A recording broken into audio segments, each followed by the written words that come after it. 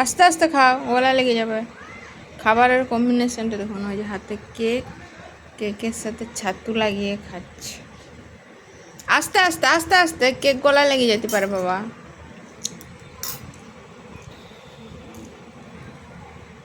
জল খাবে কি একটু? গিলো আগে, তারপর জল খাবে, তারপর আর নেবে। চিবিয়ে দিতে অসুবিধা হবে কি? কেক তো অল্প অল্প খেতে হয়, একসাথে অনেকটা মুখে নিলে তো গলায় লেগে যায় না।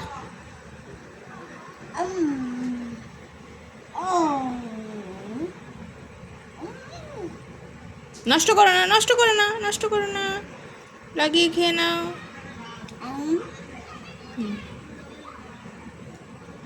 কোথা থেকে আবিষ্কার করিস রে বেট্টু এগুলো?